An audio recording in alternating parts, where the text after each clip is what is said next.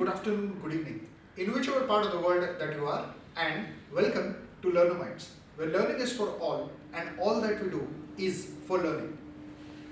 Few months back, we had reviewed a book called Zen, The Art of Simple Living by Shunmyo Masuno. In that video, we had said that we will subsequently review the remaining parts of the book.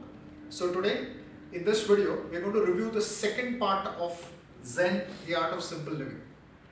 So let's begin. But before that, please like and share this video in your network as much as you can, and please subscribe Learnamytes. Let's start.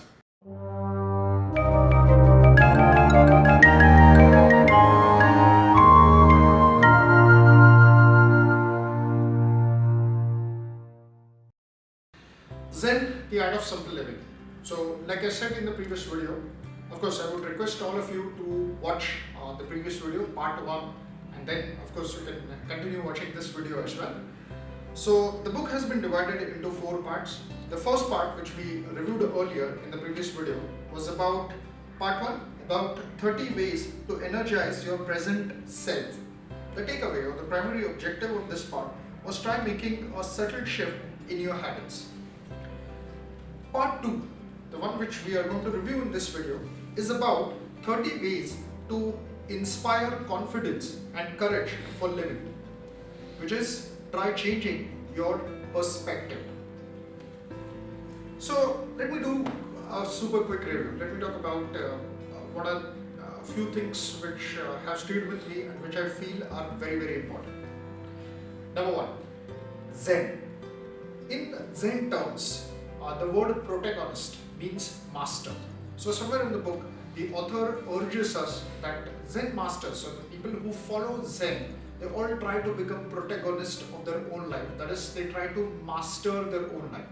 That could be in terms of the physical endurance, physical agility, as well as mental strength or mental ability. Number 2, try and achieve Zazen sitting. In the sense, the word Zazen, I would just like to spell the word, I don't know how to pronounce it, but it goes like Z-A-Z-E-N. So they say that as part of the Zen lifestyle, you're supposed to achieve something which is called as Zazen sitting. What it means is, there has to be a particular time in the day, or you need to inculcate a habit where you are able to clear the debris, clear the clutter which is there in your mind. And for that, they prescribe, or they rather say that you should also achieve the meditative state.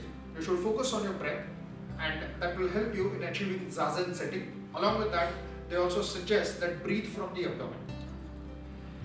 In parallel to the Zazen sitting, there's also a concept called as Bushido.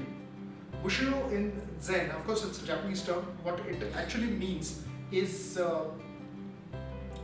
focusing on one aspect, or breathing from the abdomen, or focusing or clearing your mind completely.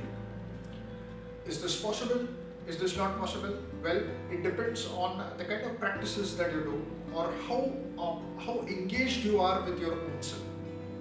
I would say that for Zazen sitting and for Bushido, we have our very own, very powerful and potent Isha Kriya and Shambhavi Kriya. We've already shared a video on the benefits which I have personally incurred on Shambhavi and Isha Kriya, and I'm sure that those who follow this, they can experience this over a period of time. It won't happen overnight for sure, but over a period of time, you can experience this Zazen sitting and Bushido as has been prescribed in the book. Number 4, they say that anxiety is the invention of one's own mind. There's a beautiful story which has been explained in the book. Let me narrate the story. The story is of a Zen master called Bodhidharma and one of his students called Huiki.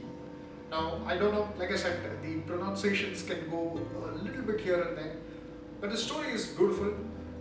What happened was Huiki was used to follow Bodhidharma, who was his Zen master. So one fine day, Bodhidharma asked him that, Huiki, how is your practice going on? Are you in alignment with your mind and body, heart and soul? Huiki answered that, Master, sensei, I mean that's the Japanese word for a guru or a teacher or someone respectable.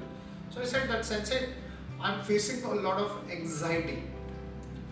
Bodhidharma had a smile on his face and he said that yes, definitely I can help you out. I can take you out of this. All you need to do is place whatever anxieties which are there in your mind, place it right in front of me. So Huike was a little, he was a little taken aback. He was surprised. He thought that his master would want him to tell him what are the anxieties, but the master said that please take them out of your mind and please place it in front of you. Now Huike learned his own lesson, and that's why they have said in the book that anxiety is something which is there in our mind. It's very difficult to articulate that because it's anxiety. It just keeps on cluttering your mind, and that's what you need to remove. You need to understand this fact that anxiety is the invention of one's own mind. Number 5, a very interesting thought is getting in alignment with all your Pancha Mahabhuta, that is all your 5 senses. For that, they have prescribed as part of the Zen philosophy, as part of the Zen lifestyle, called as it's called as awakening your 5 senses. And how to do that? Maybe with the help of some meditative practice, simple practice, that is breathing deeply, deep breathing basically. Or the other thing which Master says, which Shunmyo Masuno, the author of this book, who's himself a Zen master, the master says that it's very easy. Take a walk through a garden, or be closer, start working closer with nature, and you will notice those small changes. You'll find that every day, the same banyan tree or possibly the same mango tree or whichever tree that you observe, every day you'll find some small changes in that tree, and that is required for your mental well-being and basically for that alignment, as I mentioned earlier. And lastly, one of the things which I found very important was this concept of Samu. Samu, the word Samu, S-A-M-U, what it actually means as per the Zen philosophy is basically finding a work that makes you happy. In simple words, it means finding meaning in your work, that is being passionate about your work. So instead of, that's what he says in the book, that instead of cribbing for the fact that you did not get a job or you did not get a work which you wanted to do, whatever work that you have got by virtue, start enjoying that work, start finding meaning in that work, and see if you can be of service to anyone. So this is all that I felt I would like to share with all of you as far as part 2 is concerned. Very soon we'll come up with part 3 as well.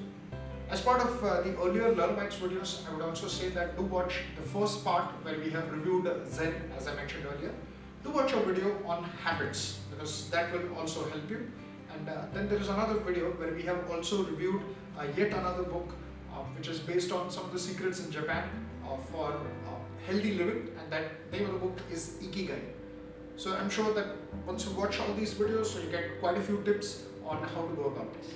So thank you so much. Please like and share this video in your network as much as you can, and please subscribe Learnamytes. See you next week with yet another video.